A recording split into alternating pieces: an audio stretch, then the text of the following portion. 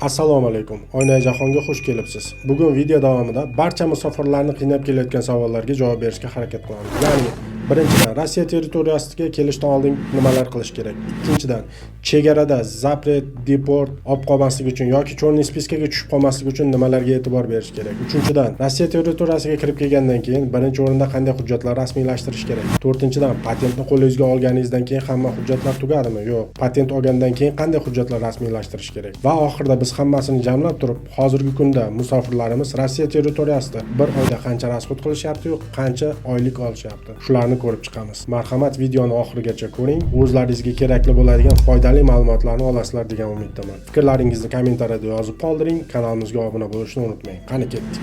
Deport va zapretingiz bormi yo'qmi tekshirtirmoqchimisiz yoki chorniy spiskaga tushib qoldingizmi yo'qmi bilmoqchimisiz? Balki sizga hujjatlaringizni rasmiylashtirishda amaliy yordam kerakdir. Трудовой договор, уведомление va registratsiya xizmatlari. Ekrandagi telefonlarga telefon qilamiz va to'liq ma'lumotni olamiz. Rossiyaga ishlashga kelmoqchi bo'lgan yurtdoshlarimiz birinchi navbatda o'z daniylarini baza daniylardan, ya'ni FMS, MVD va reyestrdan tekshirib olishlari kerak bo'ladi. Bu sizlarga zapret yoki deport yoki chorniy spiskaga tushib qolganmisiz yoki yo'qmi, shu haqida to'g'ri va to'liq ma'lumot olishlaringga yordam beradi. Bu ma'lumotni olgan taqdirlaringda Rossiyaga uchib kelib turib yoki yo'l mashinada yoki avtobusda kelib chegara zonalaridan o'tayotganlaringda deport zapretlaringni bilib qolib, yana qaytib ketib двойной расходga tushib qolmasliklaringga sabab bo'ladi. Bemalol hech qanday muammosiz ko'ngil xotirjam kelasizlar. Hozirgi kunda deport, zapret va reyestrda baza daniyda sizlarni tekshirib ko'rish o'rtacha 2000 rubl, 300 ming so'mni tashkil qiladi. Bu pulni jalka qilmasdan o'zlaringni daniylaringni 100% tekshirib olib turib, keyin yo'lga chiqishlaringni maslahat beramiz.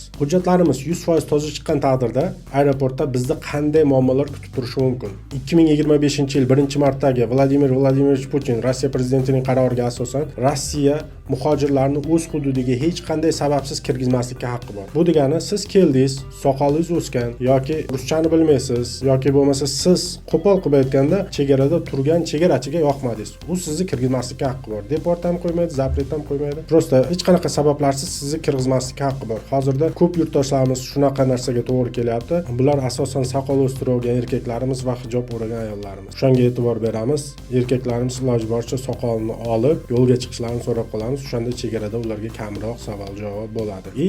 Kelishdan oldin dejurniy savol-javoblarga, ya'ni nima maqsadda kelyapsan degan savollarga javob berishni yoki bo'lmasa ism familiyang nima, avval ham Rossiya hududida bo'lganmisan degan savollarga javob berishni ruschada yodlab, o'rganib olib kelishlarini so'raymiz. O'sha dejurniy 2-3 ta savolga javob bersanglar, chegarachilar sizlarni vaqtlaringni ham o'zini ham vaqtini ketkazib o'tirmaydi, sizlarni o'tkazib yuboradi. O'tkazmagan taqdirda, sizlar shubhali shaxs sifatida ko'rilgan taqdirlaringda sizlarni отдельный xonaga olib borishadi. Olib borgandan keyin sizlarni nima kutishi mumkin? Telefonlaringni olishadi va kavlashadi. Uning ichidan chiqayotgan diniy ma'ruzalar yoki diniy ekstremizmga oid bo'lgan narsalarni ko'rib chiqishadi. Ular rus chegarachilarining ko'plari tushunishmaydi. Qaysi biri dinda ruxsat berilgan ma'ruzalar, qaysi biri dinga zid bo'lgan ma'ruzalarligini bilishmaydi. Shuning uchun to'g'ri ma'nodagi ma'ruzalarni eshitib yurgan bo'lsangiz ham sizni Rossiya hududiga kirgizmaslik ehtimoli juda ham oshib ketadi. Maslahat berardimki, Rossiyaga kelishdan oldin telefonlaringni tozalab keling.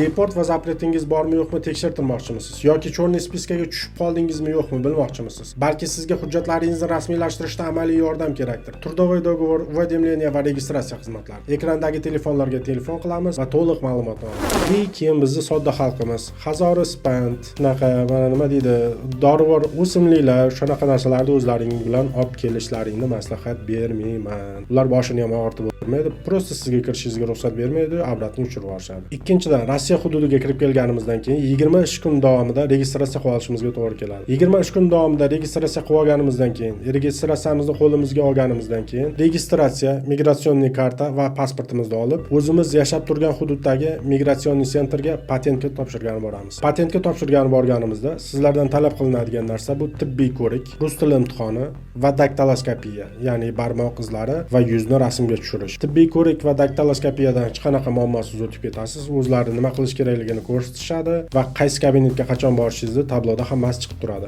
Rus tili imtihoniga keladigan bo'lsak, sizlarni dejurniy savollar qiynashi mumkin. Bu ism familiyang nima, yoshing nechida, qaysi davlatdan va qaysi viloyatdan kelding va nima maqsadda? O'sha savollarga rus tilida javob berishni kelishdan oldin o'rganib olishlaringni maslahat beraman. Bu savol sizlarga chegarada ham uchraydi, patent olayotganlaringda ham katta ehtimol bilan uchraydi. Rus tili imtihonidagi test savollariga keladigan bo'lsak, barcha savollar ham Javoblari ham internetda bor. Bemalol skachat qilib, yodlab tayyorlanishlari mumkin. Patentga topshirib olganimizdan keyin o'rtacha 10 kun ichida patentimiz tayyor bo'ladi va borib olishimiz kerak bo'ladi. Borib patent olganimdan keyin bemalol ishlashim mumkin. Qo'limda registratsion patentim bor. Endi menga hech narsa bo'lmaydi. Meni hamma hujjatim tayyor deyishga shoshilmang. Agar siz qonuniy ishlayotgan bo'lsangiz, ish joyingiz bilan трудовой договор, ya'ni ish shartnomasini tuzishingizga to'g'ri keladi. Agar siz qonuniy ishlamayotgan bo'lsangiz, zavod, fabrika, shunga o'xshash joylarda ishlamayotgan bo'lsangiz, siz трудовой договор chetdan qildirishingizga to'g'ri keladi. Трудовой договор qildirayotgan joyingizdan iltimos qilasiz, birdan уведомлениясini, ya'ni трудовой договорingizning nusxasini ichki ishlarga jo'natib berishadi. O'shanda sizni Rossiya territoriyasida yurishingiz qonuniy hisoblanadi. Demakki, registratsiya, patent, трудовой договор и уведомление hammasini qo'limizga olganimizdan keyingina biz Rossiya hududida 100% qonuniy yuribmiz deya olamiz. Endi ko'rib chiqamiz. Bir oyda Moskva shahrida patent to'lovi o'rtacha 8900 rubl. Kvartira narxi bir kishiga o'rtacha Moskvada 10000 rubl. Demakki 19000 rubl patent va kvartiraga ketdi. Registratsiya narxi o'rtacha 10000 rubl. Har 3 oyda qildirishingizga to'g'ri keladi. Bu degani oyiga 3000 rubldan degani. 19000 rublga 3000 rublni qo'shamiz, o'rtacha 22000 rubl. Yeb ishingizga va mayda-chuda rasxodlaringizga keladigan bo'lsak, o'rtacha 8000 dan 18000 gacha. 8000 ga bir baloqib kun ko'rsa bo'ladi, 18000 ga shohona yashasa bo'ladi. Endi 8000 bilan 18000 ning o'rtasi 12000 olamiz. 22000 rasxodga 12000 ni qo'shsak, 34000 35000 so'm oyma-oy sizda rasxodingiz bo'ladi. 34000 35000 rasxod qilib, hozirda Moskva shahrida o'rtacha ish haqi 100000 120000 rubl bo'ladi. O'shandan 110000 deb o'rtachasini oladigan bo'lsak, 35000 ni rasxodga chiqarib yuboramiz. 110000 dan 35000 ga ketdi, 75000 70000 so'm qo'lingizda pul qoldi. Bu degani 708 dollar degani. Agar shu 708 dollar oladigan oyligingiz menga yetadi deb hisoblaydigan bo'lsangiz, bemalol kelishingiz mumkin. Bugungi chiqargan videomiz sizlarga foydali bo'ldi degan umiddamiz. Sizlarni qanday savollar qiynayotgan bo'lsa, kommentariyaga yozib qoldiringlar. Hammasiga 100% javob berishga harakat qilaman shaxsan o'zim. Agar aytib o'tmagan, tushuntirib o'tmagan biror joyim qolib ketgan bo'lsa, kommentariyaga yozinglar, savollaringizni beringlar. Savollaringga 100% yordam berishga harakat qilamiz. Hujjatlarimizni 100% qilamiz, ko'chada qo'rqmasdan yuramiz. Sizlar bilan Oynai jahonda Jahongir Kaminai Kantarim bo'ldi. Salomat bo'ling.